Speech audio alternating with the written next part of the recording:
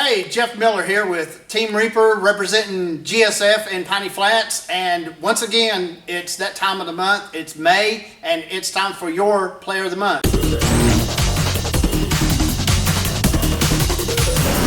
And I am here with Gary Purchase.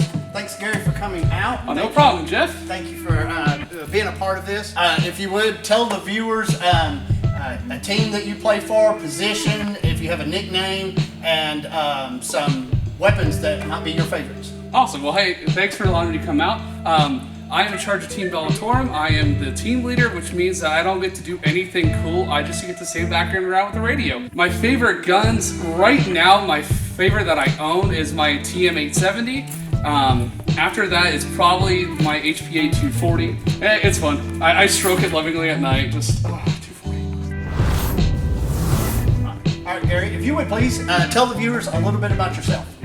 Well, I'm originally from Vero Beach, Florida. I moved up to Tennessee a little over a decade ago. I have a bachelor's degree in history from ETSU, and I have been working as a park ranger with the National Park Service. I'm married to a woman who is way too good for me, and I have a son named Gideon.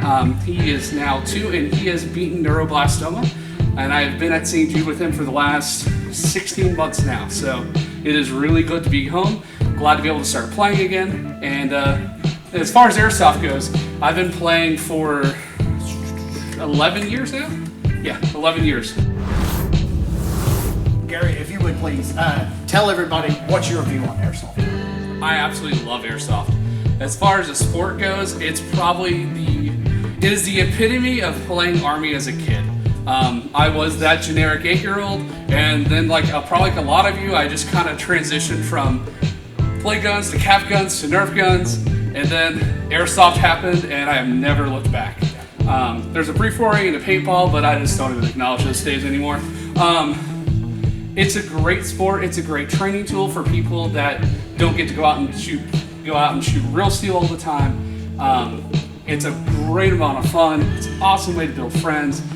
Some of my best lifelong friends I've met playing Airsoft.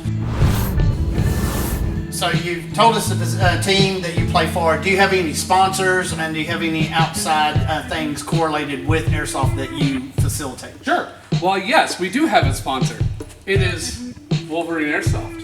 And actually, we work with them with Bellatorum Solutions LLC, where it's a company that 2 of the people on my team form, and they actually do active shooter training. So they facilitate, they write out all the timelines for it. They give all the instructions so that when police departments contract, or not just police departments, private organizations contract to them to do their high-risk training, they don't get the advantage of knowing what's going to happen. It allows all their officers to actually do it. So it's a really nice way to give back. Myself being a first responder, most of my team are either former first responders or military themselves. So it's another way that they get to stay active and get to use the skills that they've already learned, but maybe not get to use every day. Wow, that sounds fantastic. It is. It is very fun being a bad guy, and I've been shot by so many cops. Wow. And lastly, I am the friendly face of the admins for the Tennessee Airsoft military community and just the normal Tri-Cities page. For people that complain about admins, you probably don't see me that often from, aforementioned not being around all the time, but I know what you've been doing online. That's great. Thank you so much. And for those of you out there that are really not familiar with Wolverine Airsoft, they are probably the leader in the area in HPA systems. I highly recommend you check them out. They definitely have a Facebook page. They have their own website. And their own Instagram too. And their own Instagram. And you can also now buy Wolverine Airsoft stuff from GSF's store. So make sure you check all that out. And like I said, they are, as they say, leader in HPA innovations. They have stuff for your AEGs, and now they have stuff for your sniper rifles as well. Yeah. And last little plug, if you buy from GSF, you're not only supporting GSF, your local store, but this company is out of Kingsport, so you're supporting another local company. Wow. So it's 2 birds with 1 stone. Wow. Remember, guys, shop local. Yeah. All right, Gary, if you would please tell everybody where you see Airsoft going. I'll answer that in 2 phases. I'll start locally and then globally. Locally, I'm seeing an awesome trend in Airsoft of us being really good as a community, grabbing our younger players and making sure they don't just get pushed way by the wayside. Our community has done a really good job of being inclusive and helping grow the community. So I want to give a props to all the players out there. You know who you are, that you help the new guys. Globally, you're starting to see Airsoft really expand and grow where the shooting sports have become so popular, but it's very expensive. So you're starting to see a lot of people using it as a training tool. I know, I've sold stuff to police departments. I know Mike has sold stuff from GSF to police departments using it because, let's face it, even sim rounds are still expensive. And you have this whole generation of warfighters who have this skill set that they come home and it's something they perfected that they'll never use again. So having a nice outlet for that is it's a good thing. It's a therapeutic thing. So a lot of them claim just being able to get that team mentality together and then going and using something that they've learned that was such a big part of their life. It's a really good thing. That kind of leads into my next question. What would you see in our community as a whole? How could we expand Airsoft in our community and make it better than what it is now? All right. I feel like the next step we have is a lot of our player base is in that middle to late high school range. They're 15, 16, 17. And so you have a lot of them that are starting to take those first steps of wanting to go to Milsim events. And you have people like Drennan from Theta, who's doing an awesome job bringing really good quality events locally and getting these people's feet wet and getting used to that. And that's where I see where our community is going to go is you're going to have all these people who are going, man, I want to go to Milsim West, I want to go to Lion Claw, I want to do American Milsim, which are all fantastic companies and fantastic experiences. And so what I can see our community doing is being able to bring some of those hosts into venues that are here.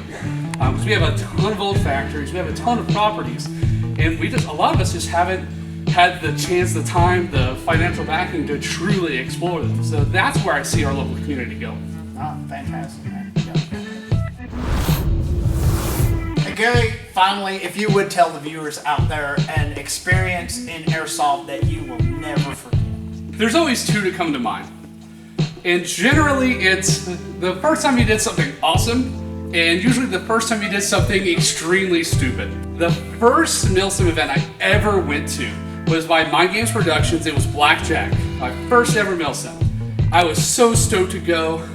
I was out there with my JGS system, cross-raw vest, looking totally cool, being that freaking new guy. So, I remember the new guy cool thing I had to have was my fake bayonet because, by God, I'm gonna fix bayonet and stab somebody, right?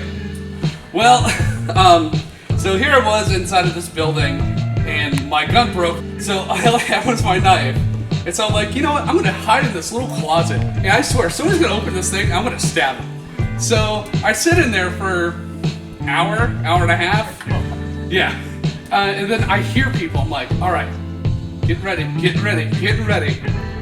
And someone opens the door, and I just jump out like a spider monkey. It's ha! And hit this dude. And the guy screamed so loud. Not just screamed, but like little girl saw a spider scream. It was the funniest thing. To the point where it shocked me. Everybody else in this team just stopped, looked at him, and cracked up. Probably the funniest experience for me because it was that new guy. First time I did anything I thought was cool, but now I realize I hid in a closet for 2 hours to get a kill. And then probably the stupidest thing, and this is what I learned, just because someone says a room is clear does not mean it's clear. Irene 6, I'm holding security on top of this stairwell. Some other people on my side go in. I hear room clear. I take one big step down the stairs and get shot in the left testicle. And it was by far the most painful thing I have ever had happen. I legitimately, no bones, crawled into the fetal position and started crying just a little bit. Just one solitary tear of, oh my gosh, I'm never having children out of that side. So, children, remember, if someone says the room's clear, maybe take a second and look around before you walk in and get shot in the nuts. Yeah. And let's aim for dead center mass, please. Yes. Well, once again, I'm here with Gary Purchase, our May Player of the Month. It has been fantastic having you here. Thank you so much for coming out and being a part of this. Folks, while you're out there, please congratulate Gary. He's a tremendous guy in the community. I love being a friend with him. If you have not had the opportunity to get out there and play with him out on the field, please do so. He's excellent in the command chain, which he loves to do. Again, thanks. I'm Jeff Miller with GSF and Team Reaper, and I'll see you downrange. All right, I'm done, guys. I'm going home. I win. Bye.